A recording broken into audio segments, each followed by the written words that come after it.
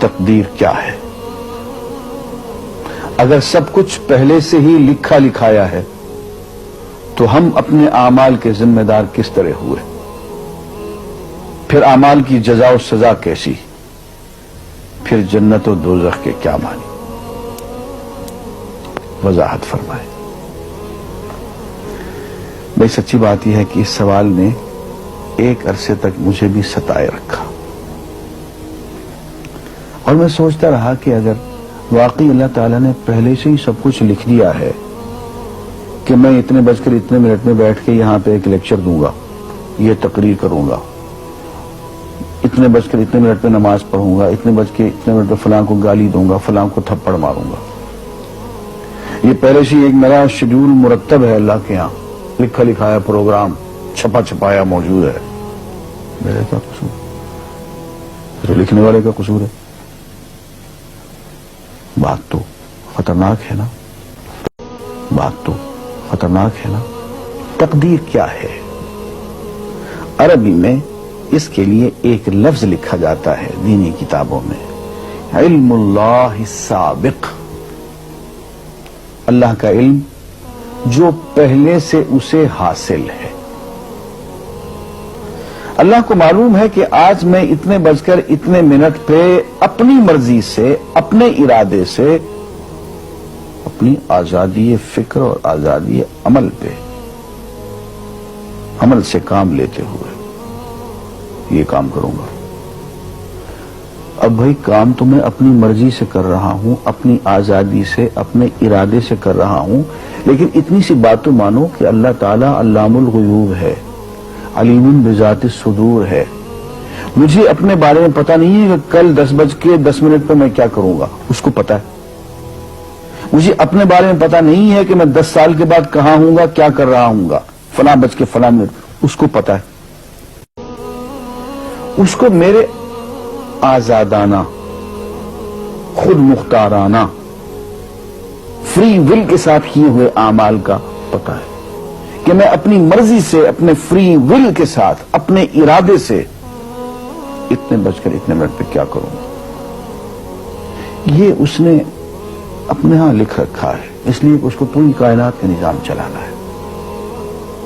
اس کا علم جو ہے وہ صحیح ہے، لیکن اس کا علم میرے ارادے سے نہیں ٹکراتا ہے۔ یہ بات میں ایک مثال سے سمجھاؤں گا۔ میرے ساتھ ایک واقعہ پیش ہو گیا، اس دن مجھے تقدیر سمجھ میں آ گئی کہ ہوتی کیا ہے۔ 1971 کی بات ہے کہ یہاں اکاؤنٹنٹ جنرل آفس میں ڈپٹی اکاؤنٹنٹ جنرل تھا۔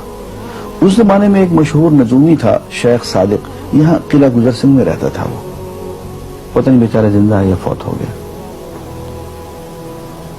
انہوں نے دروازہ کھولا، میرے کمرے میں آ گیا۔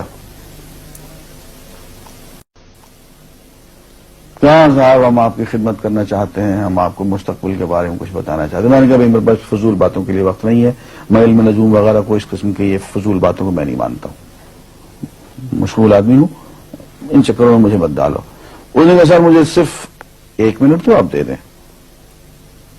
میں نے کہا ہاں 1 منٹ دیتا ہوں۔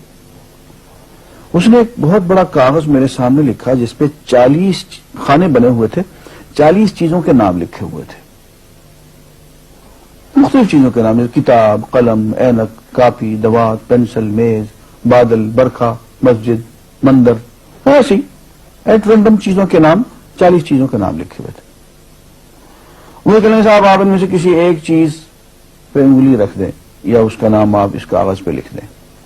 اور مجھے یہ کہتے کہتے اس نے ایک پیس آف پیپر میری میز سے اٹھایا اور اس پہ کچھ لکھا اور اس کو یوں الٹا کے رکھ دیا۔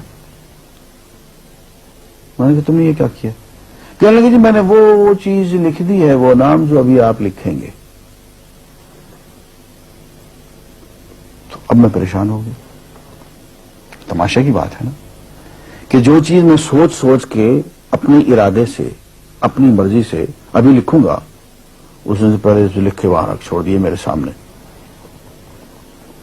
اب میں سوچ میں پڑ گیا کہ یار وہ چیز لکھوں جو اس نے نہ لکھی ہو، کبھی میں اس کا ارادہ کروں، کبھی اس کا ارادہ کروں، اب تنگ آ کے آخر میں نے کسی ایک چیز کو لکھ دیا، کہ میری یہ ہے۔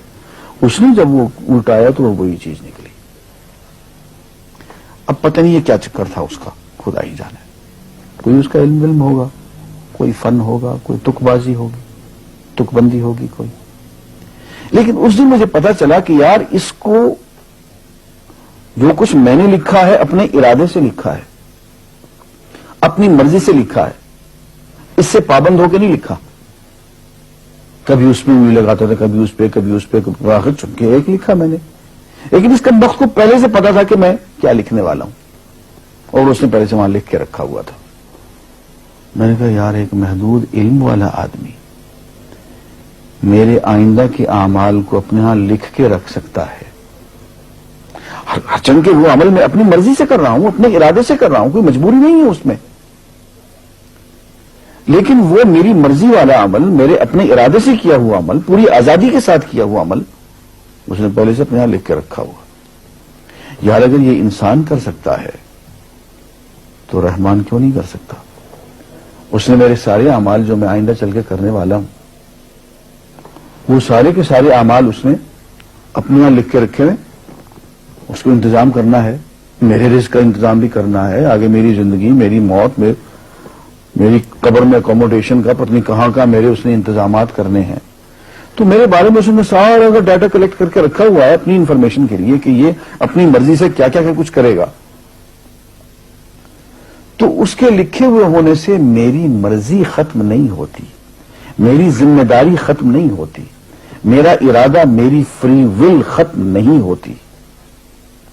یہی وجہ ہے کہ ہم جو اعمال کرتے ہیں اس میں سے اللہ تعالیٰ اس کی کچھ ذمہ داری ہم پہ ضرور ہوتی ہے. کچھ کام اللہ تعالیٰ کا ایک نظام ہے، اس میں شاید ہماری ذمہ داری نہ ہو، وہاں جبر ہو. لیکن کچھ اعمال ایسے ہیں جن میں خالصتاً ہمیں آزادی حاصل ہے، ہمیں اختیار حاصل ہے، ہم ان کے ذمہ دار ہیں، ہمیں ان پہ جزا ملے گی، ہمیں ان پہ سزا ملے گی، اللہ تعالیٰ بچائے. اور جزا ملے گی تو جنت ہوگی، سزا ملے گی تو دوزخ ہوگی. لیکن آزادی عمل اور ارادہ ضرور ہے. یہ الگ بات ہے کہ اللہ تعالیٰ کو پہلے سے ہی معلوم ہے کہ ہم اپنے ارادے سے اور اپنی آزادی اور اپنی مرضی سے ہم آج اور کل اور پرسوں اور سال بھر کے بعد اور 10-20 سال کے بعد ہم کیا کیا کریں گے اس کے ہاں لکھا ہوا ہے. وَعِندَهُ عِلْمُ الْكِتَابِ، اس کے ہاں سب کچھ لکھا ہوا ہے. لیکن ہم جو کرتے ہیں اپنے ارادے سے کرتے ہیں اور اس کے ذمہ دار ہیں. وآخر دعوانا الحمدللہ رب العالمین.